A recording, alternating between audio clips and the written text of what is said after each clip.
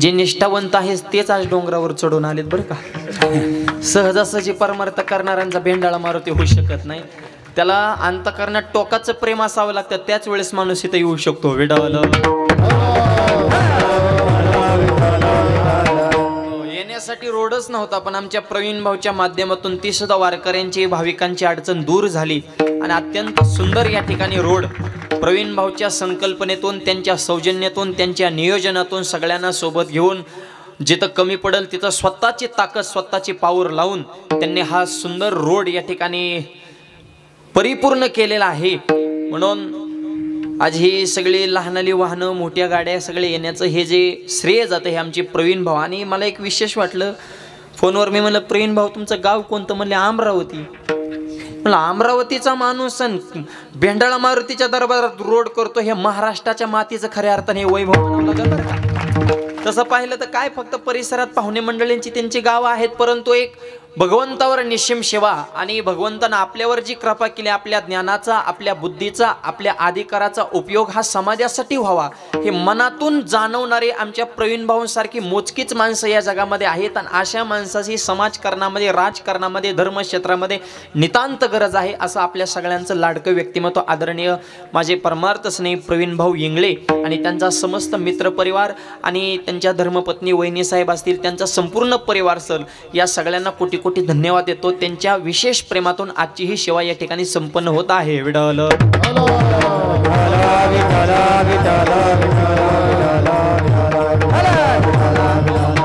अत्यंत सुंदर असं आणि रमणीय असं असणारे हे देवस्थान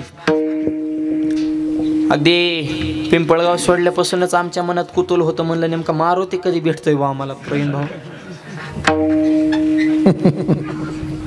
गाडीच्या मागं गाडी, गाडीच्या मागं गाडी. आमचे सुलतानपूरवरून आलेले आमचे परमार्थ स्नेही, त्यांनी सुद्धा कार्यक्रमासंदर्भात विशेष अट्टास घेतला. असे आमचे वेतळ दादा, त्यांची सुद्धा या ठिकाणी विशेष उपस्थिती आहे.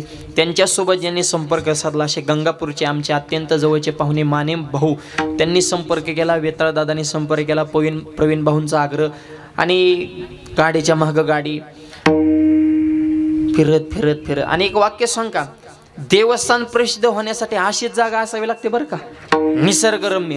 देवस्थान प्रसिद्ध व्हायला एक तर देव एक टेकडी तरी लागतो किंवा दरीत तरी लागतो. सर्व सपाटी असणारे देव प्रसिद्ध. आमच्या जामखेड तालुक्यात देवस्थान आहे सावताडा. असं दरीत रामाने बाण मारून तिथं पाणी काढले मायबाप. पण मी म्हणतो दरीत पाणी राहणं ठीक आहे हो, पण समुद्र सपाटीवरून हजारो फुटीच्या उंचीवर भेंडाळा मारुतीच्या दरबारात डोंगरावर पाणी, हे किती विशेष म्हणावं लागेल. इथं तलाव आहे, नुसता तलाव नाही. प्रवीण दादांनी सगळ्या संयोजकांनी सांगितले, म्हणले महाराज ज्याला पांढरे डाग आहेत किंवा असं जो त्वचेचा रोग असतो, आमच्या मारुतीच्या दरबारात 5 वेळा स्नान करा, श्रद्धा ठेवा, तुम्हाला मुक्तीच मिळणार. विठ्ठल असे अनेकांचे अनुभव आहेत की या तलावामध्ये मारुतीच्या दरबारामध्ये स्नान केल्याच्या नंतर त्यांना त्या रोगापासून मुक्ती मिळालेली आहे. असं जागृत देवस्थान हनुमंतराय. मी बरेच हनुमंतराय बघितले, एका तोंडाचे बघितले, 2 तोंडाचे बघितले, 5 तोंडाचे बघितले, एका गावात 2-2 बघितले, काय झोपलेले बघितले, उभे राहिलेले बघितले. पण शनी आणि मारुती एकाच मंदिरात फक्त भेंडाळा मारुतीवरच बघितलं मायबाप. हा दोन्ही बी देवी एकत्र हो, एका बाजूला शनी, एका बाजूला भक्त सम्राट हनुमंतराय. आणि असं एक आगळं वेगळं हे देवस्थान ट्रस्ट आहे. आणि आपल्या सगळ्यांच्या माध्यमातून या परिसराचा विकास होता. इतका स्कोप आहे पर्यटनाच्या क्षेत्राच्या बाबतीमध्ये सुद्धा. आता झाडं लावण्याचं काम वगैरे सगळे मंडळीने हातात घेतलेलं आहे. आलेल्याच बघितलं, आर्मीची कंपनी सुद्धा या ठिकाणी उपस्थित आहेत, जे भारत मातेची सेवा करतायत.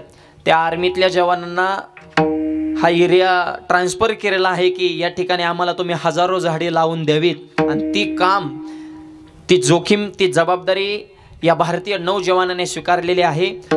आपण इथं कीर्तनात बसलो तरी आर्मीतले जवान त्यांचं तिकडं काम चालू. एकदा आर्मीतल्या जवानासाठी जोरदार टाळ्या वाजवा. मला वाटतं इथं आपल्यातले नसते ना, बाहेरून दुटीला आलेलेच सगळे बाहेरचे. इथले बी आहेत का? महाराष्ट्रातली कंपनी आहे का? बरं, पाथर्डीचे. तुम्ही तर काय आमच्या जिल्ह्यातले लागले मग. हा, पाथर्डीचे आमचे मेजर साहेब आहेत. काय बाहेरचे आहेत काय इथले आहेत. आर्मीतल्या जवानाविषयी सुरुवातीलाच आभार का मानतो, ते उभे आहेत म्हणून आपण बसतोय, ते जागेत म्हणून आपण झोपतो, ते रात्र डोळ्यामध्ये तेल घालून भारत मातेची सेवा करतायत. अरे आईचा त्याग, बापाचा त्याग, पत्नीचा त्याग, सगळं जीवन सोडायचं, सगळा त्याग करून भारताच्या सीमा संरक्षित राखायच्या. त्यांच्या जीवावर इकडे उत्सव सप्ते यात्रा करतो. एकदा आर्मीतल्या सर्व जवानांसाठी जोरदार टाळ्या वाजवा मायबाप. हा त्याग केल्याशिवाय माणूस आयुष्यात मोठा होऊ शकत नाही. 2 तास कीर्तनाला, तर कीर्तन संपल्या भोजन झालं की आपल्याला घरी कधी जायला असं वाटतंय, पण पाल ठोकून इथं राहण्यासाठी त्याला वाघाचं काळीज असावं लागतं. विडालं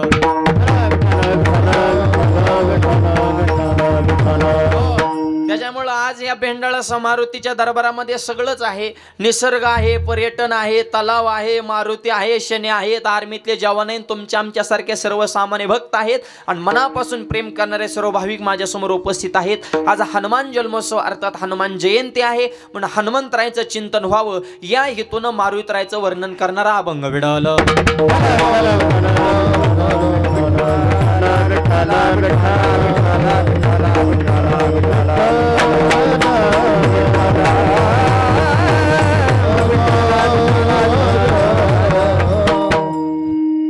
या जगामध्ये देवापेक्षा जास्त ताकद जर कोणाची असेल तर ती भक्ताची ताकद आहे. म्हणजे कसं काय?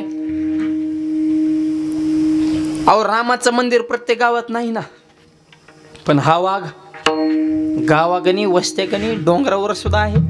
ह्यांच्याशिवाय ठिकाणच नाही हो.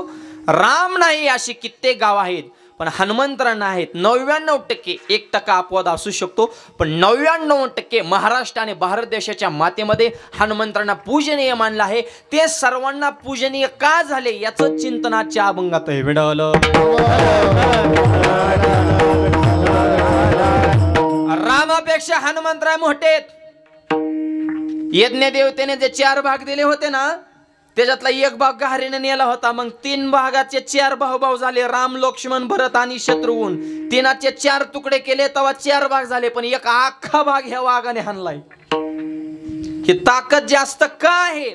3 भागात 4 आहेत, राम, लक्ष्मण, भरत आणि शत्रुघ्न, पण 1 अख्खा तुकडा ह्यांच्या वाट्याला. म्हणून भक्त सम्राट, पावर संपन्न शक्तिशाली देवता आहे विडवलं. 2-4 जण एकत्र बसले. आवाज थोडा वाढवा, छान आवाज आहे, फक्त थोडा वाढवा, नॉर्मल.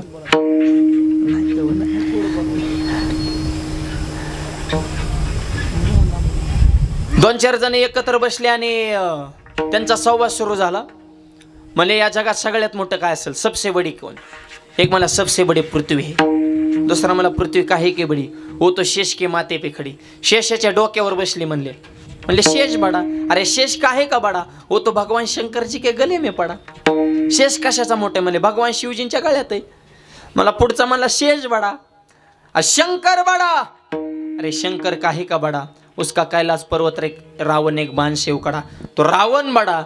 पियाला का काय म्हणला रावण बडा म्हणतो. रावण काहे का बडा, हो तो राम जी के एक बाण से उड़ा. राम बड़ा. अरे राम काहे का बड़ा, वो तो हनुमान जी के हृदय में खड़ा था हनुमान सबसे बड़ा.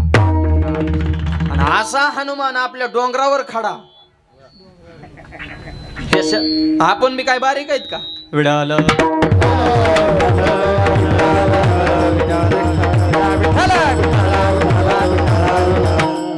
सर्वश्रेष्ठ शक्तिशाली देवता हनुमंत आहेत. जगद्गुरु तुकोबराय त्यांच्या चरणी नतमस्तक होतात. तया माझा दंडवत कपी कुळी हनुमंत. का हनुमंतराय तुम्ही त्यांना दंडवत घालता? हनुमंतरायांचं तुम्हाला नेमकं विशेष काय वाटलं अभंगाच्या पहिल्या चरणात? Come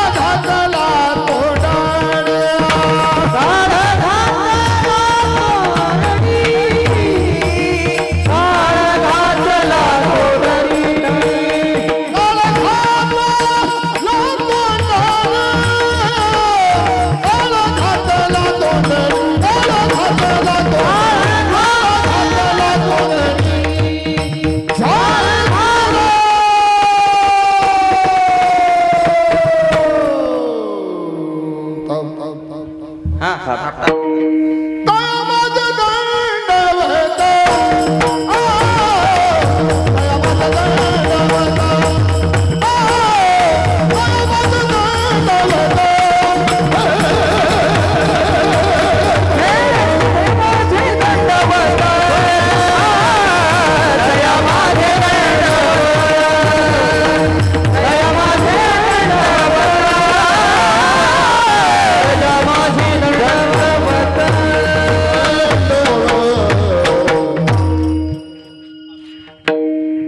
चालू करा. अभंगाच्या पहिल्या चरणामध्ये तुकोबराय सांगतात, मी हनुमंतांना पूजनीय का मानतो, त्यांना दंडवत का घालतो, त्याचं कारण काम बांधवडी काळ घातला तो डरी. एका चरणामध्ये दोन विशेष हनुमंतांचे सांगितलेले आहेत. काम बांधवडी. बांधवडी या शब्दाचे दोन अर्थ आहेत. पहिला अर्थ कामाला बांधलं आणि दुसरा अर्थ बांधवडी म्हणजे त्याला बंदीशाळेत टाकलं. आणि सगळ्यात सोपा अर्थ आहे की कामाला जिंकलं. काम बांधवडी. काय विशेष आहे, काय विशेष आहे? ह्याच्यासारखी विशेष गोष्टच या जगाच्या पाठीवर नाही. याचं कारण सांगतो. गाव सुखी व्हावं असं जर वाटत असेल तर 3 प्रकारची माणसं गावात नसावीत. नसावेत बरं का. पहिली गोष्ट चोरी करणारे, भुरटे चोर, गावातल्या गावात मोटरी चोरणारे, केबली हाणणारे, टाटर चोरणारे, शेजाऱ्याचा ऊस निघाल्यावर पाणी रस्त्यावर मुद्दामून सोडणारे. शेजाऱ्याचा ऊस निघाल्यावर रस्त्यावर पाणी सोडणारे मारुतीच्या दरबारात कुठं रोड करत असतात का? चालू रोड अडवणारे भरपूर आहेत, पण नसलेला रोड निर्माण करणारे विरळ आयसा कोणी तुका त्याशी लोटांगणे. आडवाडवी करायला तर आपला जन्मच झालाय, पण सुलभ आणि सुटसुटीत लोकांची योग्य सोय व्हावी अशी मोजकी माणसं असतात. चोरी करणारी, दुसरी गोष्ट चाहडी करणारी, आणि तिसरी गोष्ट पारावगा पाहणारी. ही जात नसावीच गावात. हे पारावले नमुने सुद्धा इतके विचित्र असते ना. टपरीवले, चौकातले, नुसत्या गावच्या चर्चा, ह्याचं असं झालं त्याचं तसं. अरे तुझं बघ ना, कवर लोकांची चर्चा करतो र.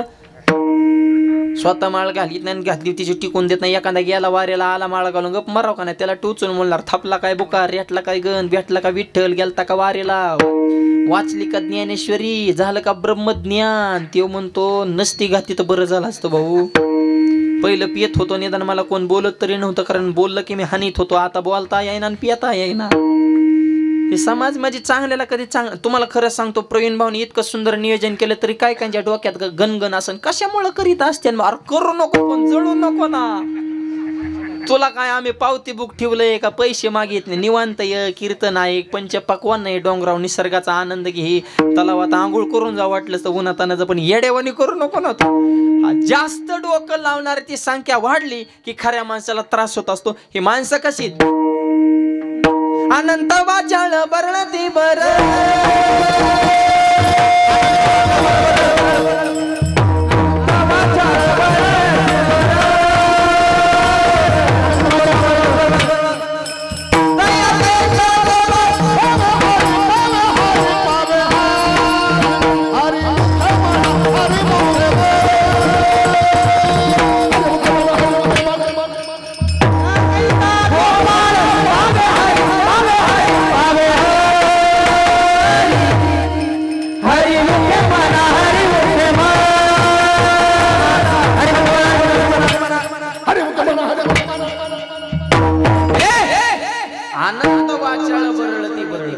चांगलं करणारे कमीत, नाव ठेवणारे जास्त आहेत, निंदा करणारे जास्त आहेत. त्यांना घाबरायचं नाही, त्यांना गृहीत धरून चालायचं. निंदा सुद्धा पाहिजे हो. निंदा उशिके होते जो जिंदा होते. जिवंत माणसाची निंदा मेलेल्या माणसाला कोण चर्चेत घेत नाही. आणि आपल्या मागे जर आपलं नाव निघत असेल तर समजत आता शिक आपण रेंज मध्ये आलोय. मूर्खाची चर्चा समाजात होऊ शकत नाही. टॉपच्या माणसाची चर्चा होत असते, त्याच्यामुळे त्यांचा लय लोड घ्यायचा नाही. आणि हे चर्चा करणाऱ्यांचं फार मोठं कार्य मायबाप मागं नाव ठेवणाऱ्यांचे. आपल्या गैरहजेरीत आपल्या नावाचा जे जे काय करते आणि 1 रुपया सुद्धा आपल्याकडून पगार घेत नाहीत. सोपी सेवा आहे का त्यांची? विचार करा ना तुम्ही. म्हणजे पैसा तर नाही, जाहिरात बंद नाही. फार जबाबदारीचं काम आहे मायबाप ते सुद्धा. सरकारने त्यांची दखल घेतली पाहिजे. निंदा ठेवणाऱ्यांचे पुरस्कार घेतले, निंदाचार्य किंवा निंदकाचे बादशाह असे त्यांचे पदवी देऊन त्यांचा सन्मान केला पाहिजे. जन्माला आल्याच्या नंतर कमीत कमी 2 तरी माणसं आपल्या जळाव येतो, तेवढी तरी प्रगती आपल्या आयुष्यात होईल. जास्त काय नाही कमवत आलं तरी चालेल, पण तेवढं तरी कमवा. त्याच्यामुळे समाजात 3 प्रकारची माणसं नसावीत. आणि पारावले नमुने विचित्र असते. आम्हाला तरी काय नीट बोलत नाही ती. मी परवा सकाळ सकाळी कीर्तनाने निघालो, चौकात एक भेटला जेहारी. म्हणलं जेहारी. ते मला माऊली कुठे आज खेळ खेळ म्हणजे आम्ही काय जंगली रमी खेळतोय का काय? मी म्हणलं तुला खरं सांगा, आमचा हे खेळच आहे. आमच्या सगळ्यात जर हुशार खेळाडू कोण नाही असतील तर ते हनुमंतर आहेत. कस काय आहेत?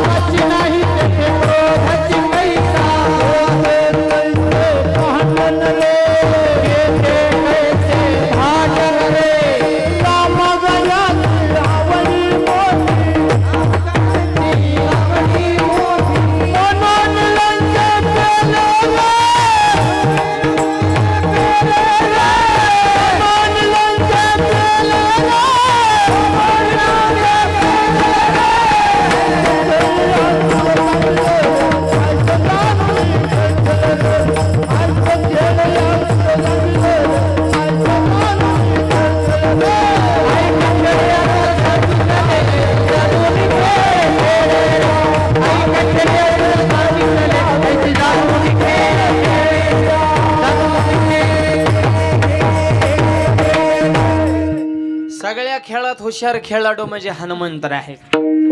खेळिया माझी हनुम्या शहाणा. का हनुमंतराय शहाणे? न पडे काम व्यसनी रे. परत आलं का तिथं काम बांधवडी. कामाच्या व्यसनातच पडले नाही. काम नाही म्हणले मग क्रोधाची निर्मितीच होत नाही. कामाची नाही ते क्रोधाची कायचा. आणि एकदा क्रोध गेल्यावर हाणामारीची काय कथा आहे? ते कैची भांडण रे.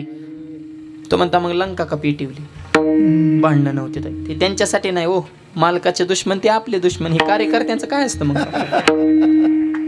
वास्तविक दुसऱ्या नेत्याचं आणि कार्यकर्त्याचा अर्थार्थी काहीच भांडणाचा संबंध नाही प्रसाद महाराज. पण ती का त्यात इतका विरोधाभास ते तयार करतात? आपल्या मालकाचा मित्र तो आपला मित्र आणि आपल्या मालकाचा शत्रू तो आपला. हे पहिल्यापासून अशी सिस्टीम चालू आहे.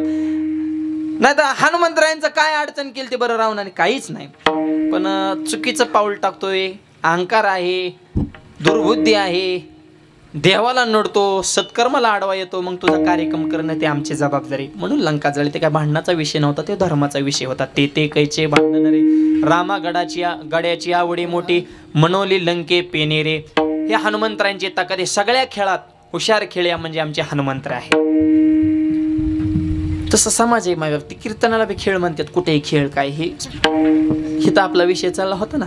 नावं ठेवणारे लोक. मला परवा एक जण भेटला. मला महाराज कीर्तन करताना कंबर का बांधता? म्हणलं मुंडकं बांधू का? नाही तुझं म्हणणं काय? वारकरी मारायच्यात का काय गळ्याला फास घेऊन तुला? म्हणजे सहजच बोलतात. पण त्यांना वरमावच गाव घालणार. जेवताना ताट्याच्या कडेने पाणी का फिरवता? म्हणलं मग यात येऊन नाही म्हणून आता काय सांगता. एक मला हरिपाठात काय म्हणजे तुझ्या आजेचं चरित्र आहे. जसे तसंच वागावं लागते. सरळ बोलायचा जमाना नाही राहिला. तर तुकोबार आहे. मला म्हणले ठग जर भेटला मी त्याला महाठकासारखं वागतो तर समाज जाग्यावर येत असतो. भेटवलं समाजाच्या पुढे लुडबुड करून लोक डोक्यावर बसत असतात. तुकोबार आहे म्हणले मी लाड करीत नाही. तीक्ष्ण उत्तरण हाती घेऊन बाण फिरे. भेटवलं सांगायचं तेव्हा पाया पडून सांगितलं ना. लागून या पाया विनवितो तरी ऐकना. शिव्या देऊन ऐकना. पाया पडून ऐकना. मग शेवटी अभंगाचे बाण केले. आणि ज्याला समाज सुधारायचा आहे त्यांनी ताईटच राहिलं पाहिजे. भेटवलं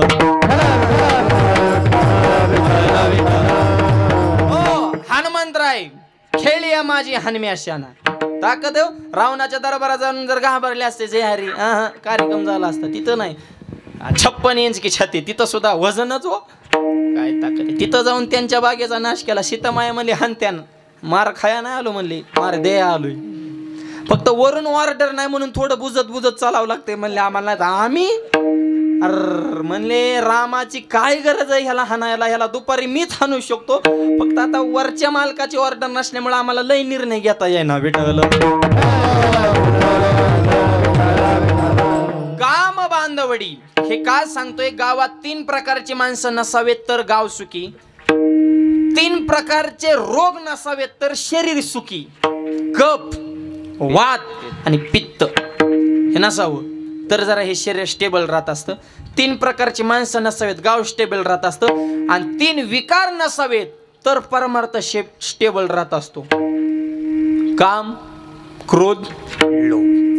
लोभाला जिंकणं सोपं आहे, क्रोधाला जिंकणं अवघड आहे. क्रोधाला जिंकणं सोपं आहे, कामाला जिंकणं अवघड आहे. ही साखळीच आहे बरं का ह्यांची. ही 3 सामान्य दरोडेखोर नाही, यांची लिंकच आहे मायबाप. एका खालची एका, सगळ्यात टॉपचा काम आहे.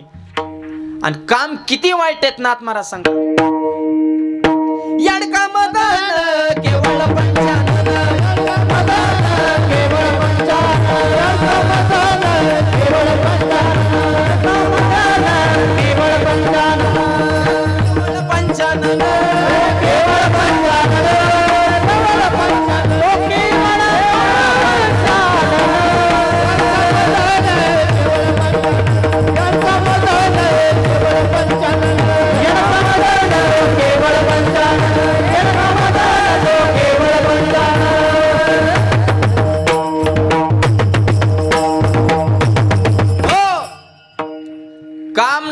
याडकाय मनालाच याडकाय, पण तो खरा पंचानन. पंचानन कशाला म्हणतात? सिंहाला. शेर आहे तो शेर, दिसायला याडकाय पण तो खरा सिंह आहे म्हणले. तो केवळ पंचानन. याडका माहिती ना, मेंढा गोल शिंग असते तशी एकत एक. आमच्या सांगली भागात त्याच्या आता लय राहिलं नाही ना, आता नाही. इकडं प्रथा कमीच आहे. आमच्या तिकडे शर्यती असतात सांगली, सातारा, मसवड भागात येडक्याच्या धडकी. त्याची धडक इतकी सोपी नाही बरं का. बेताड पाडतय ती जागेवर खाटकून. वाघाची डरकाळी, गाढवाची लात आणि येडक्याची धडक सारखीच. खलास करण्याची ताकद आहे, कवटीच फोडून काढतय ती येडका. आणि धडक मारली शंकरान केला ब्रह्म याचा मातेरा. हे काय सोप्या माणसाला धडक मारली का?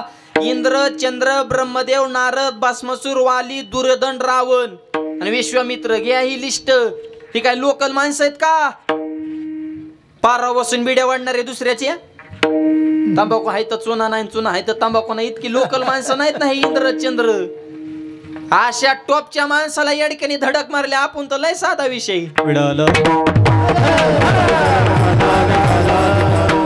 आख्या जगाचं वाटोळ कामाने केलंय, पण नाथ महाराज म्हणले 4 जणांच्या पुढे कामाची सत्ता चलत नाही. आमचे बाबा म्हणतात बघा, ते थट्टा नावाचं भारूड आहे आणि त्याच्यात शेवटच्या चरणात 4 नावं दिलेली आहेत.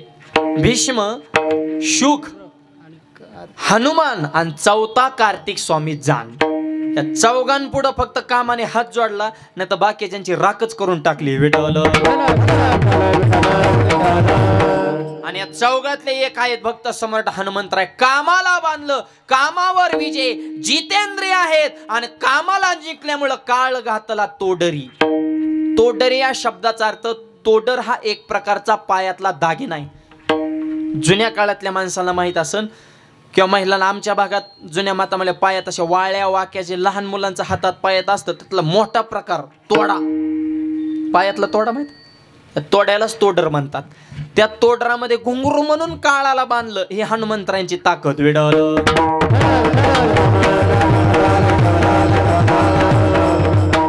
पायाला बांधला हा त्याचा अर्थ म्हणजे त्याला सुद्धा आरे आणलं. कुणाला? काळाला. विडल.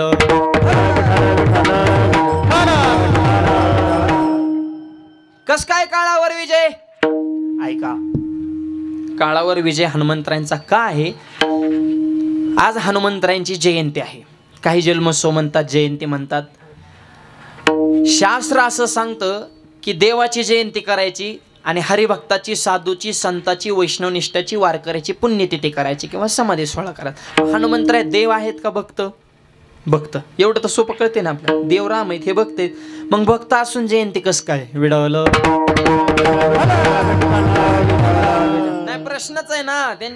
माऊलींचा काय? समाधी सोहळा. तुकोबारायांची बीज, नाथबाबांची षष्टी. सगळ्या संतांचे सोहळे कोणते? संतांच्या जाण्याचा सोहळा असतो आणि देवाच्या येण्याचा सोहळा असतो. हनुमंतराय जर भक्त आहेत मग त्यांची जयंती कस काय? तर त्याचं उत्तर आहे का, हनुमंतरायांची पुण्यतिथी बी आम्ही केली असते हो, पण ते गेलेच नाहीत ना. भाव कळतोय का बघा? पुण्यतिथी करायची कुणाची, जी गेलेत त्यांची. हे चिरंजीव आहेत, 7 चिरंजीवात त्यांचा पहिला नंबर आहे. आणि जिथं जिथं रामकथा आहे तिथं हनुमंत अजूनही उपस्थित राहतात. गेलेच नाही, जाण्याची तिथीच माहित नाही, तर मग त्यांचा सोहळा समाधीचा करायचाच कसा? म्हणून जयंती विडल.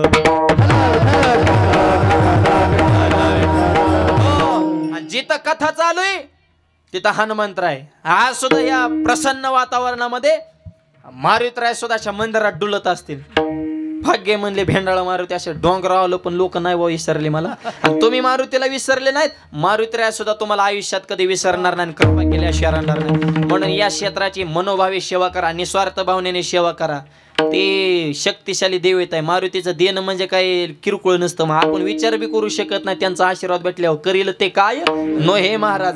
फक्त प्रत्येक जण हे संस्थान, हे देवस्थान हे आपले, ह्याची कीर्ती तालुक्यात, जिल्ह्यात, महाराष्ट्रात कशी जाईन, ह्याचं आणखी क्षेत्र, याचा महिमा, आणखी याचं वैभव कसं वाढल. प्रवीण भाऊ तर जीव तोडून कार्य करते. त्यांना सगळ्या तरुण मुलांनी, परिसरातल्या भाविकांनी सहकार्य करून, ट्रस्टचे अध्यक्ष असतील, ही सगळी मंडळी एक जीवानं, एक दिलानं हे क्षेत्र आणखी वाढावं आणि महाराष्ट्राचं पर्यटनातून या ठिकाणी या चालना या क्षेत्राला मिळावी. आणि महाराष्ट्रातून माणसं जसं भद्रा मारुतीला येतात आणि या क्षेत्राचं जर वैभव वाढलं तर काय ते लांब नाही. लोक म्हणणार चला, जो आपल्याला बघितलाय तो डोंगरावला बी बघून येऊ. हे भविष्यात होणार आहे, पण यासाठी तुमची एकी नियोजन, जबाबदारी, कार्यकुशल आणि कल्पना असणारी माणसं, बुद्धिमत्ता असणारी माणसं या क्षेत्रात असणं हे गरजेचं आहे. विडवलं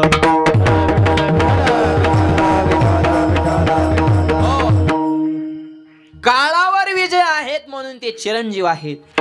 हनुमंतराने अवतार घेतलेलं शास्त्रज्ञांच्या मते एक 7000 वर्षाचा काळ झाला. हनुमंतरांचं वय कशाहून निघतं? हनुमंतरांचं वय रामायणावरून निघतं. रामायण रामावरून कळतं आणि राम हा राम सीतूवरून कळतो. परवाच मोदी साहेबने हेलिकॉप्टरवरून सीतू बघितला, वरून ते उद्घाटन केलं. शास्त्रज्ञाने त्या राम सीतूचं वय काढलंय बरं का. 7000 वर्षापूर्वी हा सेतू बांधला असावा असं त्यांचं मत आहे. जे अर्थी राम सेतू आहे ते अर्थी राम सुद्धा आणि राम आहे म्हणजे मारुती सुद्धा. हे आपण मान्यच करतोय, जी मान्य करीत नाही त्यांच्यासाठी ही 2-3 वाक्य येतं. हा तुम्ही तर मानताच आहे, तुम्हाला काय सांगायची गरज आहे? तुम्ही मानता म्हणून तर इतक्या लांबून आलाय ना उन्हातानाचं. तुमच्यासाठी हे भांडवल नाही. हे 2-3 शब्द जी मानित नाहीत, उलट्या खोपटीचे जे जन्माला आले 2-4 पुस्तक वाचून येडेवाणी करणारी की राम हे काल्पनिक काहीतरी असं मला वाटतंय. अरे जरा थोडा अभ्यास करा. शास्त्रज्ञ म्हणते सेतू आहे म्हणजे राम आहेच ना. आणि मला एकच विशेष वाटतं प्रवीण भाऊ, 7000 वर्षापूर्वी बांधलेला पूल अजूनही आहे. ह्या आताच्या थोड्या जरा जी काम करणारी मंडळी आहेत, उद्घाटनाच्या दुसऱ्या दिवशी पूल पडलेल्या घटना किती दाखवू तुम्हाला या भारत देशात. त्या सीतूचा थोडा आदर्श घ्या. हे रामायण आहे माय बाप विडलं.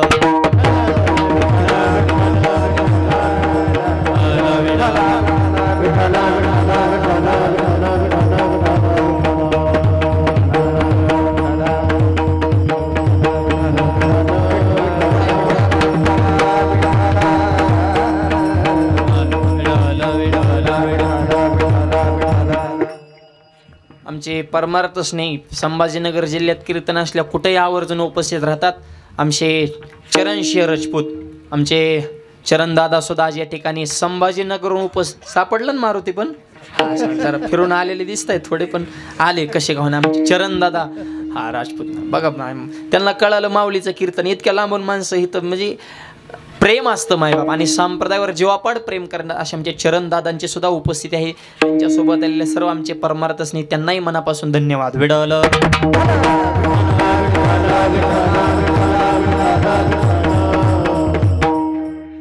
काय विशेष वाटतं आता ह्याच्यापेक्षा आणखी काय विशेष? कामाला जिंकणं, काळावर मात करणं, ह्या 2 गोष्टी फार विशेष आहेत.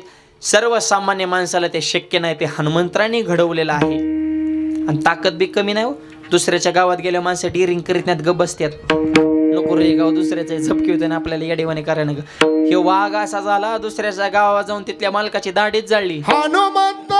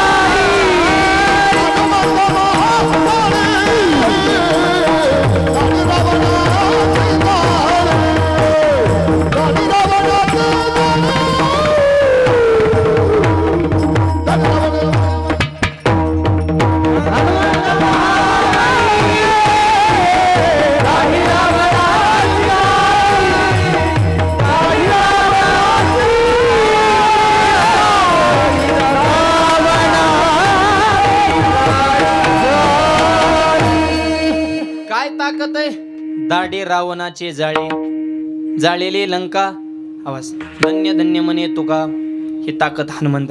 एवढी ताकद का होते? अंजनीच्या तपासाठी महारुद्र आले पोटी. आज सूर्योदयाच्या समयाला हनुमंतरायांचा अवतार प्रगट झालेला आहे आणि अंजनी मातेच्या पोटी त्यांनी आपला अवतार प्रगट केला. आईच्या दुधात सुद्धा ताकद होती हो. अंजनी मातेचा दुधाचा थेंब दगडावर पडला तर धड दिशेने दगड फुटत होता. वज्रशील दूध होतं. असे दूध हनुमंतराय पेल. त्यात आईचं दूध राहिले का पोरांना? आता बाटली जलमल्यापासून बाटले तर शेवटपर्यंत बाटलेच, फक्त टोपणात बदल होतो. रबरचं पत्र्याचं येतं. लहानपणी दुधाची मोठं झाल्या मोठीने एकदा मोठ्या बाटलीच्या नाता लागल्या ते आम्हाला सुद्धा आवरत नाही. 100 गंधावाल्याचं एक पेताड हरिपाठ बंद पाडते. बंद करा हरिपाठ. हो, गंधावाल्यांच्या धम असेल तर त्यांनी पिऊन दाखवा. त्याच्यासाठी आम्ही बुका थापला का? तो 65ची पिऊन आमचा अध्यक्ष झाला. हे पिणाऱ्याला हे चित्र असतात. 2 म्हातारे पारावर बसले का होय, दारू प्यायला खोकला जातो करा दोसला, मला 100% जाणार. मला कसं काय? अरे येड्या, दारूमुळे माझी बायको गेली, जमीन गेली, गाडी गेली, तुझा खोकला का नाही जाणार? आता ती घालीव निघले. हे पिऊ नका, चांगलं खा, चांगलं प्या, चांगल्याच्या संगतीत राहा. तरुण मुलं आज बहुसंख्येनं आहेत. आनंद वाटला. मुलांची संख्या त्या मानानं भरपूर आहे. हा, पण चांगला संकल्प हनुमंतरांच्या दरबारात हनुमान जयंतीच्या निमित्तानं तुम्ही करा. निर्व्यसनी जीवन जगा.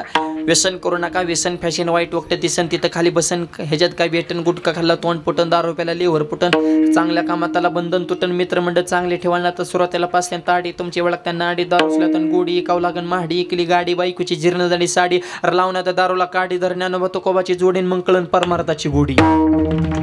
निर्व्यसनी जीवन जगा. आणि मी तर रोज गावागावात हेच सांगतोय, सप्ते मोठे किती झाले ह्याला किंमत नाही. 8 दिवसाच्या सप्त्यात किती तरुण मुलांनी व्यसन करायचं सोडून दिलं, हा खरा सप्ताह आहे. बदल काय झाला? 8 दिवसाच्या सप्त्यात गावात कमीत कमी 8 तरी माळकरी वाढावेत, 1 तरी वादलावा. आणि आज या हनुमंतरायांच्या दरबारामध्ये एका जरी तरुण मुलाने व्यसन सोडून दिलं की खऱ्या अर्थानं ती खरी हनुमान जयंती आहे. ते खरी आपल्या जीवनात प्रगतीची दिशा आहे. आणि हे विचार आपल्या अंतकरणात रोजावे यासाठी कीर्तन सोहळा आहे. विडाल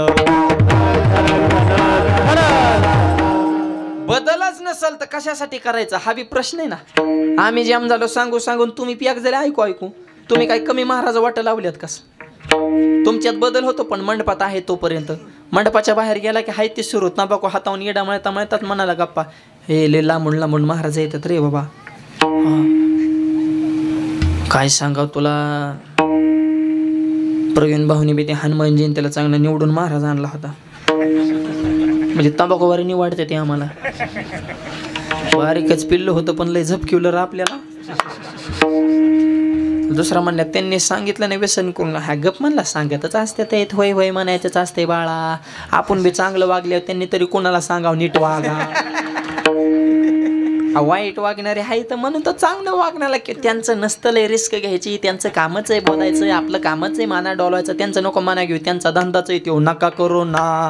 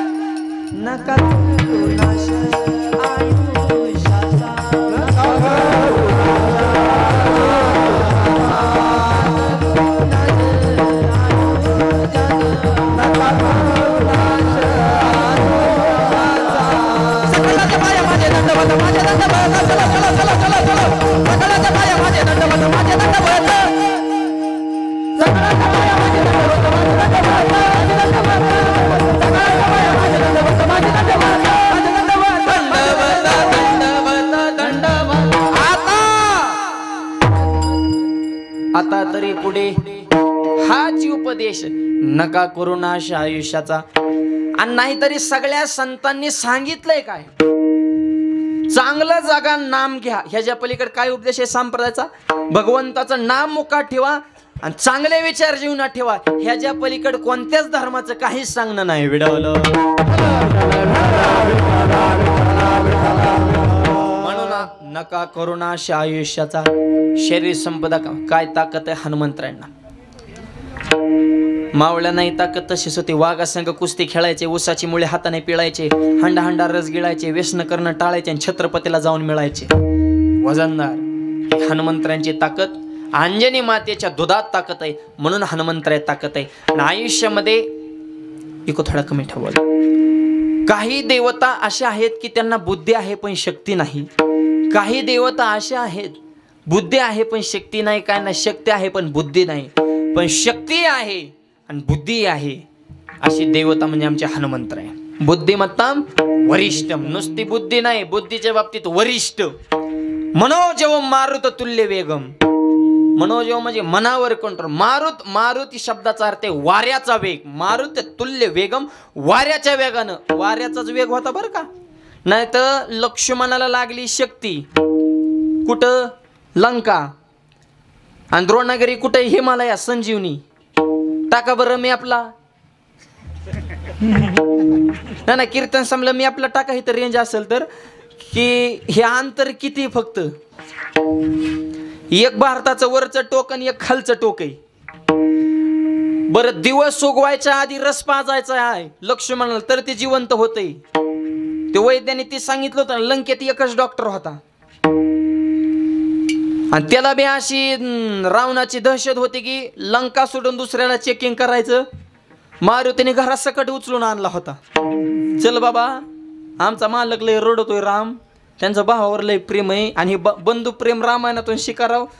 लक्ष्मणाला शक्ती लागली तर राम म्हणला बस कोणतं तोंड दाखवायचं अयोध्येला. मी सुद्धा या ठिकाणी प्राणत्याग करणारे जर माझा लक्ष्मण जिवंत नाही झाला तर.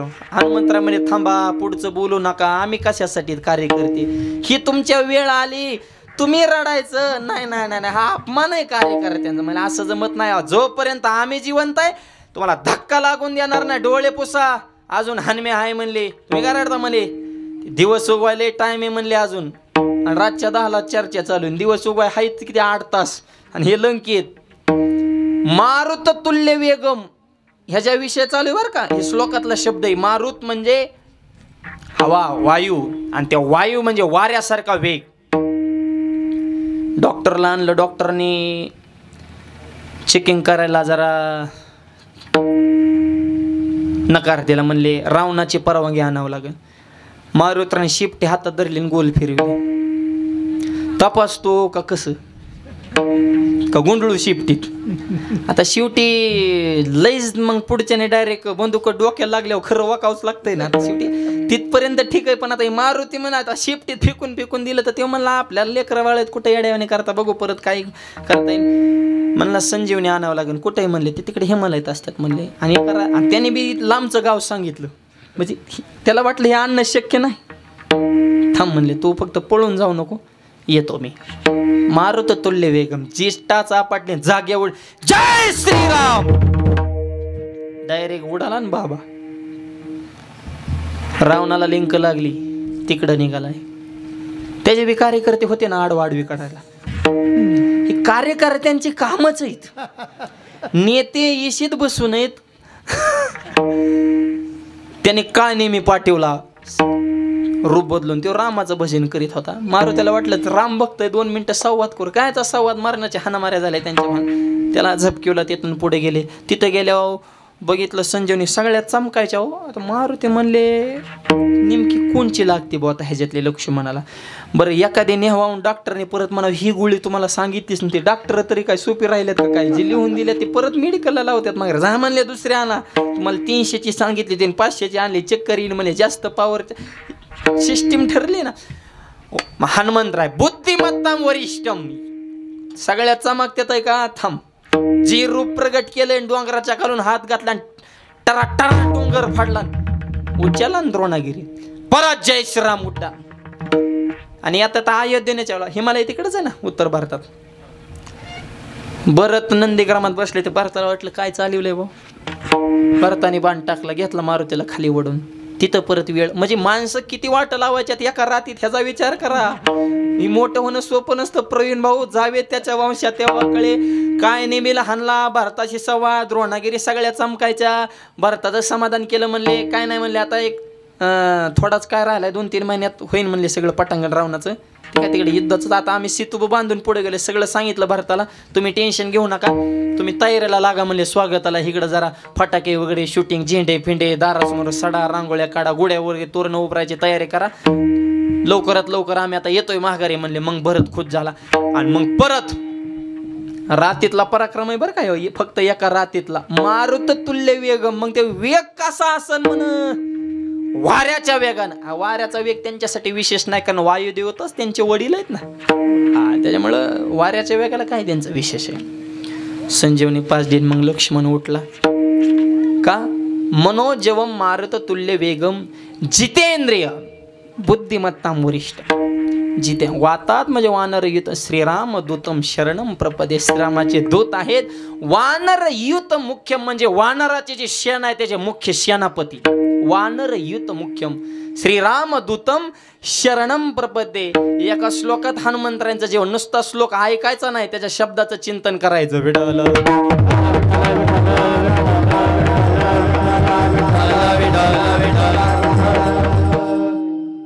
एका रातीत एवढा पराक्रम केला. हनुमंतराय हे पाहतात, अरे हनुमंतराय तुकोबराय हे पाहतात आणि म्हणतात की मारुतरायाचा उपकार नाही असं रामायणामध्ये पात्र नाही. लक्ष्मणाला संजीवनी दिली, लक्ष्मणावर उपकार. सीतेचा शोध केला, रामावर उपकार. सीतेची रामाची भेट करून दिली, हा रामावर सीतेवर उपकार. बिभीषणाला रामाचं दर्शन घडून दिलं, बिभीषणावर उपकार. असे कित्येक उपकार हनुमंतराने. रामायणातून जर हनुमंतराय गाळले तर खाली काही शिल्लक राहणार नाही. छाती फाडून जगाच्या बापाला आपल्या हृदयामध्ये लपवलं. म्हणून वारकरी संप्रदायाचे कळस तुकोबराय त्यांना दंडवत घालतात. अभंगाच्या दुसऱ्या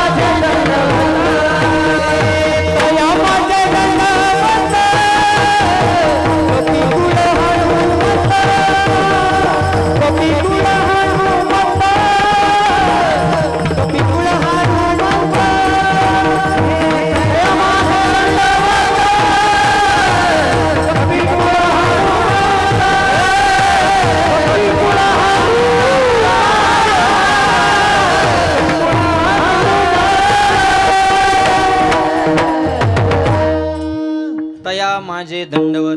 तुकोबराय त्यांना दंडवत घालतात का, कामावर विजय, काळावर विजय. दंडवत घालण्यापेक्षाही आणखी मी काय करू शकतो. तया माझे दंडवत. मी त्यांना दंडवत. नमस्कार वेगळा बरं का, आणि दंडवत वेगळा. दर्शन वेगळं. हात जोडण्याला नमस्कार म्हणायचं, जय हरे नमस्ते, हा झाला नमस्कार. डोकं टेकवणं याला म्हणायचं दर्शन. आणि दंडवत या शब्दाचं, दंड शब्दाचा अर्थ काठी आणि वत या शब्दाचा अर्थ प्रमाणे. काठी प्रमाणे. उभी काठी धरायची सोडून द्यायची. ती काठी जशी आडवी पडते तसा उभा असणारा देह भगवंतापुढे आडवा करायचा, याला म्हणायचं दंडवत. वत म्हणजे प्रमाणे. दंड काठी प्रमाणे. उभा देह आडवा पडणे भगवंताच्या समोर. त्याला आणखी एक शब्द आहे साष्टांग दंडवत. म्हणजे आपली जे 8 अंग आहेत ते भगवंताच्या पुढे नतमस्तक करणं. हा दंडवत घालतात. दंडवत म्हणजे दर्शनाची शेवटची प्रक्रिया बरं का, त्याच्या पुढे काहीच नाही. मग दंडवत. तया माझा दंडवत, सर्वस्व अर्पण केलं. आणि हे दंडवत घालण्यासाठी सुद्धा अंतकरणात नम्रता असावी लागते. असं दुसऱ्याला दंडवत घालणं, दर्शन घेणं, वाकायला सुद्धा आणि वाकावं लागतं आयुष्यात. ज्याला मोठं व्हायचं त्याने वाकलंच पाहिजे. हा नम्र झाला भूतान त्याने कोंडिले, वाकला तेवढ टिकला. लोक म्हणते शिकला तेव टिकला, हा वाकला तेव टिकला. ज्याला इलेक्शन मध्ये निवडून यायचे त्याने काम करायचे पण वाकाय शिकायचं. जय हरी जय हरी. महापुरे झाडे जाते ते लवाळे वाचते. नम्रता फार महत्वाची. लहानपण देगा देवा मुंगी साखरेचा रवा. मुंगीहून साखर खायची. 2-4 मुंगे एकत्र बसले आणि एक मुंगी म्हणले मला दिल्लीला जायचंय. मुंगी दिल्लीला. दुसऱ्या मुंगीने खनकोना कानाखाली टाकली. गबस म्हणले आतरून बघून पाय पसर आपलं बजेट किती, आपण बोलतो किती, उचलली जीभ लावली टाळाला झपकू काय म्हणले जाईन का मुंगी दिल्लीला? नाही. पण तीच मुंगी जर दिल्लीला जाणाऱ्या माणसाच्या शर्टावर चढली, खांडी पिंपळगाव मध्ये एखादा दिल्लीला गेला आणि गुपचूप त्याच्या खिशात जाऊन बसले तर नॉनस्टॉप त्यांनी दिल्ली गाठली ना. तिकीट नाही, बुकिंग नाही, चेकिंग नाही, पासपोर्ट नाही. तिथे गेल्या त्या मुंगीने हितल्या मुंग्याला व्हिडिओ कॉल केला. ही म्हणली पोरावा आणि का नाही दिल्लीत. गावातली मुंगी म्हणली दिल्लीला कसं काय गेली ग? मग दिल्लीतली मुंगी म्हणली सोपं आहे. म्हणलं कसं काय? दिल्लीला येण्यासाठी 2च गोष्टी गरजेच्या आहेत. पहिली गोष्ट मी लहान झाले आणि दुसरी गोष्ट हात मोठ्याचा धरला. कळतंय का बघा किती सोपं आहे. तसं आयुष्य ज्याला मोठं व्हायचं त्याने विकार साडा म्हणजे लहान व्हा आणि फक्त सम्राट हनुमंत रूपी मोठ्याचा हात धरा. प्रभुरामचंद्र रूपी दिल्ली भेटल्याशिवाय राहणार.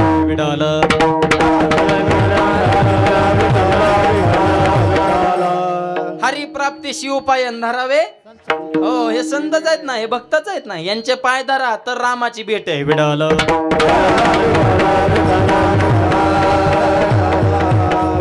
दया माझा दंडवत. मी दंडवत घालतो, सर्वस्व अर्पण करतो. आणि तुकोबारनी पुढं जाणून एक शब्द टाकलाय. हा माणसाला मारलेला टोलाय. कपी कुळी हनुमंत.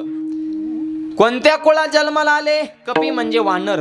वानर कुळामध्ये जन्माला आले, पण कार्य असं केलं की गावागावात मंदिर आहे. तुकोबारांचं चेक प्रमाण असं आहे की प्रभाते ते न घ्यावे नाव माकडाचे. दिवस सुकवल्यावर माकडाचं नाव घ्यायचं नाही असं तुकोबारांचं प्रमाण आहे बरं का. गात्यात अभंग आहे ते वर्जे. मग सकाळी उठल्या उठल्या ज्यांचं नाव घ्यायचं नाही अशा कुळात ह्यांचा जन्म. पण सकाळी उठल्या उठल्या ह्यांचं दर्शन घेतल्याशिवाय दिवस चांगलाच येत नाही हे त्यांचं कर्तृत्व बघा. ह्यांचं दर्शन घ्या कामाला लागा, यशच मिळणार. म्हणजे कुळ कोणतं आहे ह्याला किंमत नाही, कर्तृत्वाला किंमत आहे. वेडवलं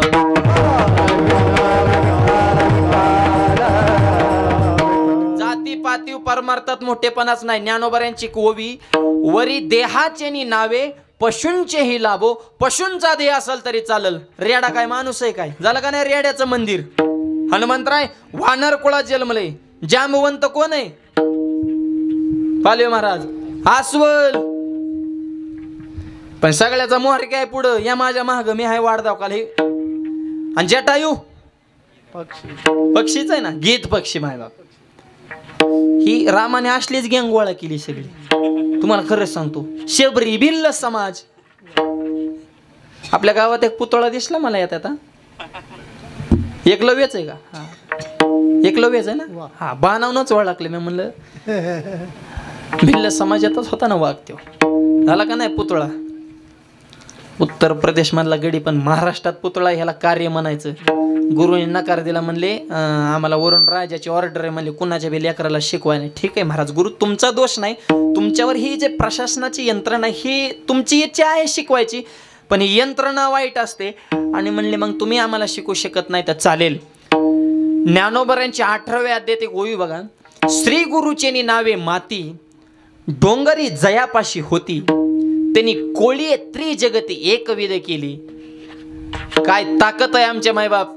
एकलव्याचे गुरुचा मातीचा पुतळा बनवला, पण निष्ठा इतकी ठेवली मातीच्या पुतळ्याकडून ज्ञान शिकला. असं धनुर्वेद अर्जुनापेक्षा सरस होता बरं का.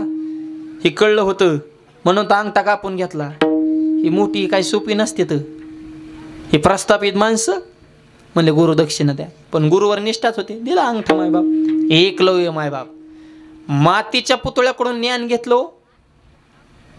त्याच्यामुळं ज्यांनी गुरुजींचा मार खाल्ला ती सध्या ऑफिसरच आयुष्यात मोठे झाले.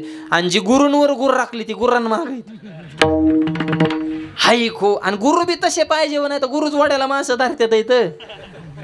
शिष्य काय मग शिष्य खेकड. मग ती हे असलंच आहे. मिळच नाही राहिला गुरु शिष्यांमध्ये सुद्धा. आता त्याच्यामुळे गुरु करावा बळकटन जाऊन धरावे मनगट. वेडल शबरी भिल्ल समाजातली जटायू काय जांबवंत अस्वले ह्यांचं कपी कुळे ह्याच्यावरून एक गोष्ट लक्षात घ्या की रामाच्या काळामध्ये जाती होत्या पण जातीवाद नव्हता. आणि आता काय झाले, जाती तर आहेतच पण ह्या वरच्याने इतका पिटिवलाय वाद, घेण्यान देण्याचं लोकांची सगळी शांतता बिघडून टाकली. गरज नसताना 18 पगड जातीतली माणसं एका गावात समाधानी राहत होते राव. पण उगं हे वरच्यांचं ऐकून खालची व्हाय व्हाय करतात आणि विघातक विस्फोटक वरच्याने बोलायचं आणि खालच्या अर्धवट डोक्याने पिटून वाटत दंगलीन भांडणं आला मारेन काही टीचर्स ठेवणी याडेवानी करा. कशाला अरे शांत राहा, सुखा समाधान सगळे प्रेम द्या, प्रेम घ्या. सगळ्या गावात एकी ठेवा. 18 पगड जातीतली माणसं माझ्या छत्रपतीने एकत्र केली. स्वराज्याची निर्मिती करताना राजाने कधी विचार केला जाती आणि पातीचा, मावळ्याच्या तलवारी पुढे नकरा चलत होता 7.5 लढायला जाताना मावळ्याने कधी विचार केला दिवस आणि रात्रीचा, कारण अभिमान होता या मावळ्यांना महाराष्ट्राच्या मातीचा. या मातीचा अभिमान असणारे आपण माणसं हे का सांगतो, कपी कुळी ह्या शब्दावर चिंतन चालू आहे बरं का. वानर कुळे, कुळाला किंमत नाही, यातायाती धर्म नाही, निर्णय ऐसा वेदशास्त्री, उच्च नीचे काही नेने भगवंत तिष्ठे भावभक्ती देखुन्या, किंवा सकळाशी येते आहे अधिकार कलिगे उद्धार हरेचा. यारे यारे लहान थोर किंवा पै भक्ती मी एक जाणे ते तर सान थोर न म्हणे आम्ही भावाचे पाहुणे.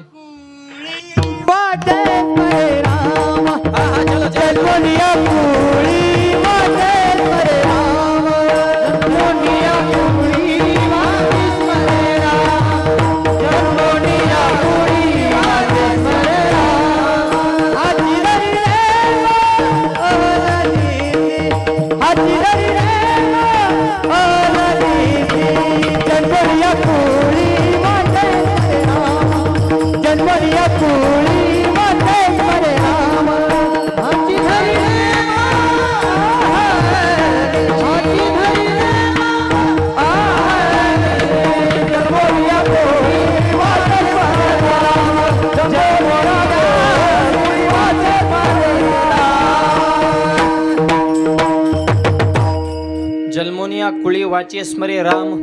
कोणत्याही कुळामध्ये असू द्या, मुखामध्ये जर राम असेल तर तो या जगाला पूजनीय होत असतो. हे हनुमंताने दाखवून दिलं. तया माझा दंडवत कपी कुळे हनुमंत 2 चरणाचा भावार्थ मांडलेला आहे.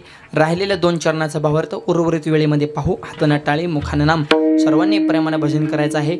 हार घालण्यासाठी प्रवीण भाऊ सर्व संयोजक मंडळी पुढे या.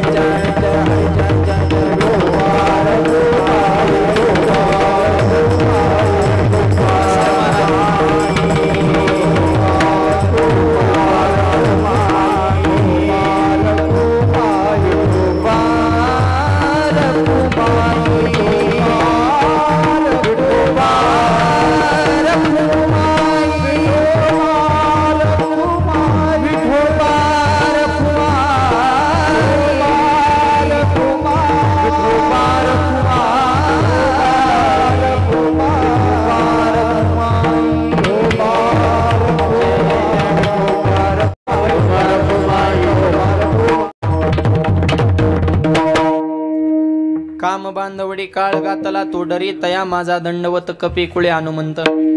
3ऱ्या चरणाकडे जायचं नीट आहे का. काम घातला बांधोडी, कामाला जिंकलन काळ देशोधडीला गेला, त्याला पायाला बांधलं. ही झाली अंतकरणातली अवस्था. कस काय कामाला जिंकणं हा आतला विषय ना. अंतरंग. 2 चरणापर्यंत तुकोबाराय हनुमंतरायांच्या अंतरंगाचं वर्णन करतात. पण 3ऱ्या चरणा म्हणतात माणूस बाहेरून कसा हे तुम्हाला सांगू का? हे शरीर वज्रा ऐसे, शरीर वज्रा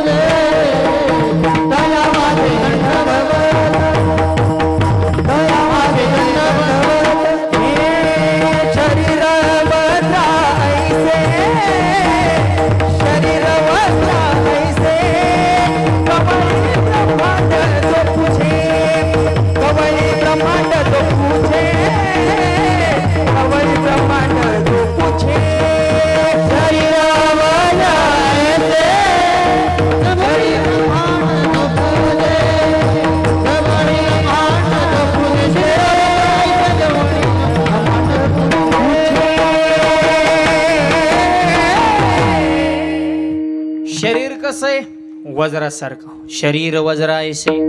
आता वज्रासारखं शरीर काय झालं याला एक कथा आहे, 2 मिनिटात सांगतो, चित्त देऊन ऐका.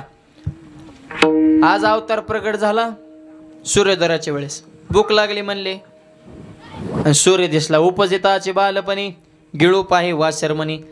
झेप टाकली आणि सूर्यालाच गिळून टाकतो म्हणले. वडले फळच आहे का काय ना. आणि मग बाकीच्या देवादिकांना कळलं म्हणले अवघड झालं. तर सूर्य जर गेल्यावर सगळ्या जगाचा अंधकार होईल. सगळ्या देवानी आडवे जायचा प्रयत्न केला. जेव्हा आडवा जायला मारू तर त्याला आडवे करायचे. शेवटी इंद्राला राग आला. इंद्राकडे वज्र नावाचं शस्त्र होतं. वज्र नावाचं शस्त्र हनुमंतांना मारलं. कुठं हनुवटीला मारलं म्हणून नाव हनुमान आहे बरं का. आईनं मारुती नाव ठेवलं होतं पण हनुमान नाव जास्त का प्रसिद्ध झालं. हनुवटीला शस्त्र लागलं. हनुमंतांना चक्कर आली, खाली पडले. बापाला कळालं आपल्या पोराला बाकीच्या देवाने त्रास दिला. बाप कोण? वायू. आपल्या सगळ्यांची मजा ह्यांच्या वडिलाच्या जीवावर आहे. हवाच नसल्यावर जगन का. पण कोरोना सगळ्यात जास्त किंमत कुणाला होती? ह्यांच्या वडिलाला. बेड नको, ऑक्सिजन बेड द्या. ऑक्सिजन काय? वायू, हवा. वायुदेव त्याला कळलं की माझ्या मुलाचा, अरे इंद्राला बी अक्कल आहे का नाही म्हणले. कोणतं शस्त्र कोणाला हाणायचं ह्याला बी कायदा आहे ना म्हणले. नुकतंच जन्मलेलं बाळण म्हणले त्याला वज्र शस्त्र मारलं. सगळीकडला वायुदेव स्टॉप झाला. सगळ्या देवांची दमकुंडी झाली. श्वासच घेताना वायू नसल्यावर जगते ना कशी. इंद्राची दमकुंडी झाली. ब्रह्मदेव आधीचा म्हातारा झाला. त्याची यार तोंडाचा दाढी वगैरे पिकले ना. तिथं 10 पाट टाकायला लागला. त्यांनी केला महादेवाला फोन. म्हणले तुमच्याकडे राहायला यायचं. महादेव म्हणला मीच मरायला लागलो, इकडं नको येऊ. म्हणले तिकडंच राहा. आमचं तिथं हिमालयात इतका थंड वारा असून रोज आम्हीच आता म्हणले टेन्शनमध्ये आम्हीच तुम्हाला फोन करणार होतो. आमच्याकडलंच वातावरण बिघडलं. मार म्हणले सगळीकडंच असं झाले. काय झाले म्हणले. नारद महर्षीने सगळीकडे बोबाटा केला. म्हणले वायुदेवाला राग आलाय सगळ्या देवांचा. कारण इंद्राने हनुमंतांना वज्र नावाचं शस्त्र मारले. ते इंद्रदेवामुळं ही एकाने करायचं आणि सगळ्याला भोगायचं आलं. म्हणले आता ह्या त्या इंद्राला बोलून म्हणले मीटिंगमध्ये जरा तासाडा त्याला जरा कुणी यायचं आणि इंद्रालाच बोला. असल्या टचित लोक सुट्टी देतात होतं. फक्त गावा पाहिजे असं बोलायला. हा सुट्टी देत नाही. सगळ्या देवाने मीटिंग घेतली. चला म्हणले वायुदेव त्याची माफी मागू. गेले. महाराज माफ फेप तसलं काय चुकीला माफी नाही. नाही म्हणले पण आता जग तर चालवावं लागेल ना आपल्याला. नाही म्हणले जग चलन पण एका अटीवर. काय? जेवढे देव आलेत या सगळ्या देवाने माझ्या पोराला एक आशीर्वाद देऊन जायचं, एक वरदान देऊन जायचं. तर मी जसा होईन तसा होतो पूर्वी. मग ब्रह्मदेवानं आशीर्वाद वरदान दिला हनुमंतांना. पहिल्या दिवशीच खेळ आहे बरं का सगळा. आजच्या दिवशीचा काय काय मॅटर झाला, काय घटना झाली हे सांगतो, नीट ऐका. पहिल्या दिवशीच ब्रह्मदेवाने सांगितलं मी चतुरान नाही बुद्धिमत्ताम वरिष्ठम. माझी जी बुद्धी ही बुद्धी हनुमंतांना मी प्रदान करतो. म्हणून बुद्धीत मोठेच बरं का हे. का? तर ब्रह्मदेवाची बुद्धी सोपी नाही. जगात इतक्या क्वालिटी निर्माण केल्या आणि इतक्या क्वांटिटी निर्माण केल्या. सेम टू सेम एक नाही. माझ्यासारखा दिसणार आहे का जगात? सेम जगात नाही. मागं बी नाही पुढं बी होणार नाही. इतके चेहरे बनवतोय ब्रह्मदेव. दोन भाऊ जुळे जरी असेल तरी सेम टू सेम दिसत नाही, थोडा तरी फरक असतोच आणि दिसण्यात नसला तरी वागण्यात असतो. हा, डोळ्यात बदल आहे, भांगात बदल आहे, नाकात बदल आहे, शरीराच्या ठेवणीत बदल आहे, द्या सोडून अंगठ्याच्या रेषावर सुद्धा बदल आहे. इतक्या बारीक रेषा आहेत, पण जगातला प्रत्येकाच्या अंगठ्यावल्या रेषा चेंज. म्हणून आधार कार्डाला अंगठा आहे लाव, तूच एका लाबाड्या करतो, दुसऱ्याच्या फायली ओपन करतो, काय तुझा अंगठा लावून बघ बरं, तुझ्या मॅच होत्यात आहे का? म्हणून प्रत्येकाच्या रेषा भिन्न. ही कुणाची क्वालिटी? ब्रह्मदेव, बुद्धीची देवता. त्यांनी वरदान दिलं, म्हणले माझी बुद्धी हनुमंतांना, म्हणून बुद्धिमत्ता वरिष्ठ बुद्धी. महादेवजी म्हणले मी कालातीत आहे, मी यांना वरदान देतो, हे माझेच अवतार आहेत म्हणले, हे सप्त चिरंजीव राहणार, काळ ह्यांना काहीच करू शकत नाही, म्हणून काळ घातला तोडरी. हनुमंतरायांना महादेवजींनी वरदान दिलं, हे कालातीत होणार, हे काळावर विजय प्राप्त करणार. प्रत्येक देवाने अस्त्र शस्त्र दिली. इंद्राची पाळी आली, लोक म्हणजे तू पाहिले, तो कुठं नाही केलाय म्हणले, त्याला घेतलं. पण दिवर चांगलं वरदान दे, एखादं मस्तपैकी खुश झाले पाहिजे वायुदेव. आणि मग इंद्रदेवाने वरदान दिलं की मी वज्र नावाचं शस्त्र मारलं आणि हनुमंतांना चक्कर आली. आजपासून मी हनुमंतांना असं वरदान देतो की इथून पुढे वज्र नावाचं शस्त्र हनुमंतांना काहीच करणार नाही, कारण यांचं शरीरच वज्रासारखं होईल. म्हणून तुकोबाराय म्हणतात शरीर वज्र आयसी, म्हणून वज्रात झगडाव टाका, भीती नाही.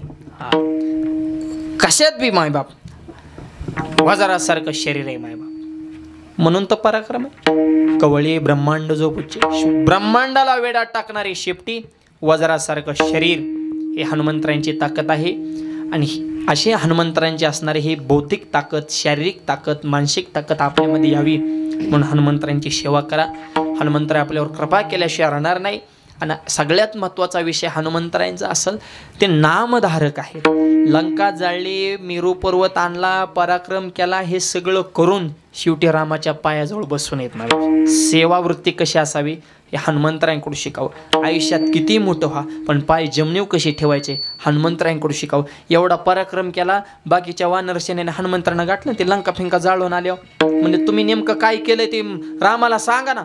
मारुतराय म्हणले आपल्याला नाही बा जमणार, बाकीचे कार्यकर्ते पेटवाय वानर सेना, त्यांची त्या लेवल ती काय बुद्धिमत्ता वरिष्ठ नव्हते ना, ते ही एकटा बुद्धिमत्ता वरिष्ठ होता, पण बाकीची त्यांच्या लेवलची बुद्धी ती म्हणायची नाही तुम्ही रावणाची फजिती केली, इंद्रजी हाणला आणि तिकडे किती कुठं नाही केलं, आणि ते सीतामाईचा शोध कसा घेतला, ही तुमच्या. मारुतराय म्हणले काय गरज आहे, जे मोठा आहे ते मोठा आहे, चेट लोकाला कळत असतो आपोआप, काय रामाला सांगायचं नाही. म्हणले सांगावं लागन, स्वतःच्या तोंडाने सांगितलं नाही, ब्रह्मदेवाने परत सांगितलं, त्याला ब्रह्मपत्र म्हणतेत.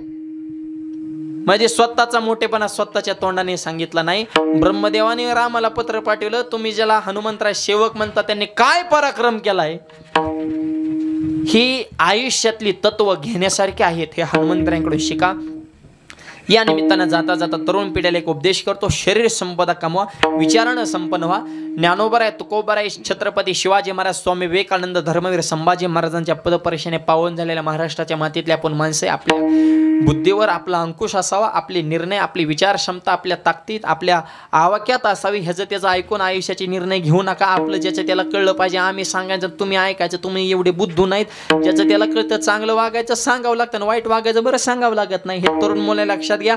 आईची सेवा करा, देशाविषयी स्वाभिमान ठेवा, निर्व्यसनी जीवन जगा, आणि नाही त्या गोष्टीत पडू नका, तर तुमची लग्न होते. हो, लग्नाचं लय अवघड झाले आता, पोरांचे बाप लय हँग झाले. तर आम्हालाच काय काय म्हणतात, महाराज आमच्या पोराला पोरगी बघा. तुझं गाय बन त्याला ऐकच आहे का पोरगी बघायच्या मापात, बोंबलत फिरत कोण त्याला बायको देईन. तुम्हाला खरं सांगतो, मी जेमनीचे एजंट बघितले होते, गाड्याचे एजंट बघितले होते. सध्या एक नवीन एजंट जन्माला आलेत, लग्नाचे एजंट. 4-4, 5-5 लाख आणतात मधल्या मध्येच, लांब नांदेडच्या खालून पुरी आणतात. कुठून कशी लिंक लावली काय माहिती त्यांना. पुरीला 1-2 लाख द्यायचं आणि ह्यांनी 2-3 लाख हाणायचं. बघा जर ह्या धंद्यात कोणाला उतरायचं असेल, सध्या चांगला स्कोप आहे. स्कोप आहे पण रिस्क पण आहे. पोरगी विश्वासातली पाहिजे, नाही तर ते नाही नांदल्या इतका मार खचा. आणि पैसे देऊन आणलेले कुठे नांदत असते का महिला मंडळ, मला सांगा ना राव. 2 लाखात ते कुठं आयुष्य कडला काढन का. आयुष्यभर राहायचंय त्या कुटुंबात, सून म्हणून प्रेम जुळलं पाहिजे, मन जुळली पाहिजे, कुटुंबाविषयी लढा लागला पाहिजे. हे आपली माणसात असं वाटलं पाहिजे. 1-2 लाख देऊन आणलेले कुठं नांदत असते का. सध्या तसले सगळे धिंगाणे चालू होते. सोलापूरच्या मोर्चात लय गाजला. 500 पोरांनी कलेक्टर ऑफिसर मोर्चा काढला, आमच्या मागण्या मान्य करा. कलेक्टर म्हणे बोला काय मागण्यात, म्हणे आम्हाला बायका द्या. अरे तुम्हाला बायका सरकारने द्यायच्या, मग तुम्ही नेमका काय करता? जरा क्वालिटी कमवा, रांग लागा ना दारात. करतो तो सिद्ध करा, बापाची इष्ट मजा करू नका. आपल्या मनकटाची धमक जगाला दाखवा. तेजस्वी आहे, तपस्वी आहे, तत्पर आहे, त्याला तरुण म्हणतात. कुटुंबात एकी ठेवा. ज्या कुटुंबात एकी त्या कुटुंबात गावात वजन असतं, ज्या गावात एकी असतं त्या गावाचं तालुक्यात वजन असतं. त्याच्यामुळे एक राहायला शिका. सुशिक्षित माणूस द्राक्ष घ्यायला गेला, कशी द्राक्ष 50 रुपये किलो, किंमत कमी करा. म्हातारे म्हणले खालचे जे मोकळे आहेत ना 5 रुपये किलोने घेऊन जाईन. क्वालिटी तीच, पण किमतीत का बदल? हा द्राक्षांचा घड ह्यांचा एकात जीव गुतलाय. किती संकट आले तरी एकमेकाला एकटं सोडित नाही. हे सुखात बेसंग दुःखात बेसंग, ह्यांच्या संकट नाही. मेजॉरिटी एक जीवाना राहतात म्हणून 50 रुपये किलो. आणि खालचे जे मोकळे आहेत ह्यांनी भावबंदच चोपल्यात. तू फुकाट म्हणलं तर घेऊन जा. म्हणजे मोकळ्या द्राक्षाला पाटीत किंमत, मोकळ्या माणसाला समाजात किंमत असेल का? आणि हे संस्थान देवस्थान हे कशासाठी असतात? ही माणसं एक करण्यासाठी असतात. आज इतक्या उंचीवर एवढ्या पठाडावर हे कीर्तन चालू आहे, पण एवढा हजारो समाजाचे इथं एकत्र आलाय का?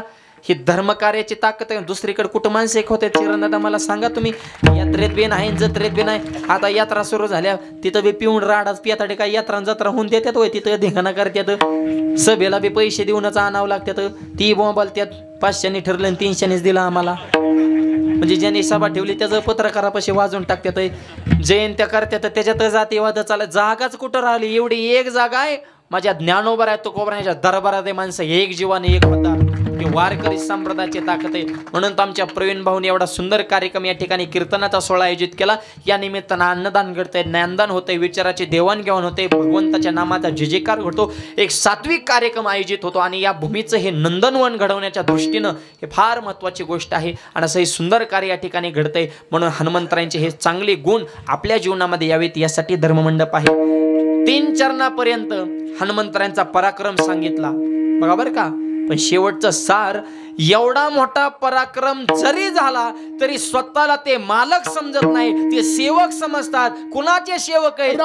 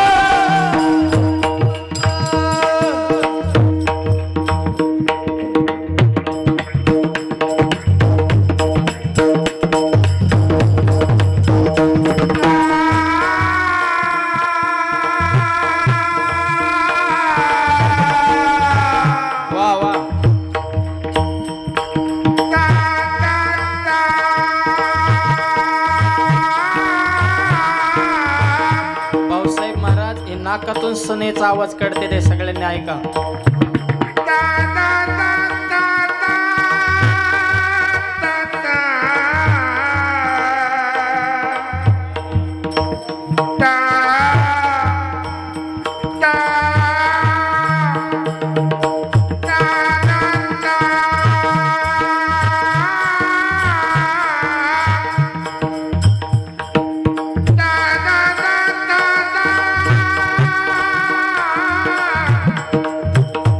Da da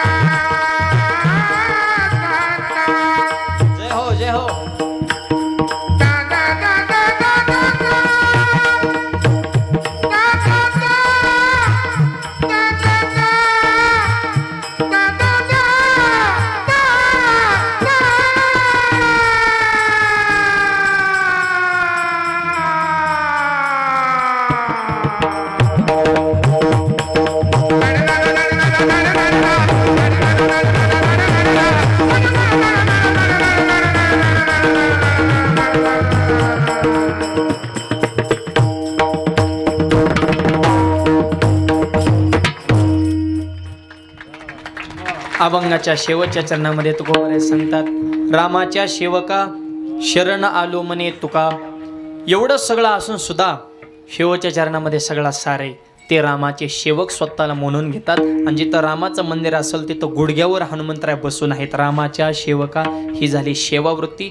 तशी सेवावृत्ती आपल्या अंतकरणामध्ये असावी आणि अशीच सेवावृत्ती आदरणीय आमचे प्रवीण भाऊ इंगळे, त्यांचा समस्त परिवार, आदरणीय वहिनी साहेबांची सुद्धा या ठिकाणी विशेष उपस्थिती आहे. आणि ही संपूर्णच त्यांचा इंगळे परिवार आणि त्यांचा मित्र परिवार अगदी गावापासून निघाल्यापासून सगळ्या रोडनी बोर्ड लावलेत राव. कार्यक्रमाचं नियोजन करायचं तर मन लावूनच करायचं आणि ते कसं करायचं आमच्या प्रवीण भाऊंकडून शिकावं. अत्यंत सुंदर तंतोतंत नियोजन केलं. नुसतं आपल्या तालुक्यांपुरतं परिसरापुरता कार्यक्रम मर्यादित ठेवला नाही. महाराष्ट्रातील वारकरी संप्रदायाचा 1 नंबरचा यूट्यूब चॅनल जिव्हाळा आमच्या चरणदादाला माहिती आहे. त्यांच्या टीमचे सुद्धा आमचे प्रसाद महाराज या ठिकाणी उपस्थित आहेत. आजचं हे कीर्तन संपूर्ण महाराष्ट्र पाहणार आहे आणि भेंडाळा मारुती आता महाराष्ट्रात प्रसिद्ध झाल्याशिवाय राहणार नाही. कारण हे कीर्तन पुन्हा पुन्हा आठवणीसाठी त्याच्यामुळे जिव्हाळा चॅनलवर आपण पुन्हा पुन्हा आज हे झालेलं कीर्तन सोशल मीडियाच्या माध्यमातून पाहू शकता. सगळ्यांना मी धन्यवाद देतो. आदरणीय प्रवीण भाऊ इंगळे यांनी ही रोड्सची आपली सगळी सुलभता या ठिकाणी उपलब्ध करून दिली. रोड बनवला. सगळ्यांना सोबत येऊन या मंदिरासाठी जे करता येईल ते योगदान देण्यासाठी ते तयार आहेत.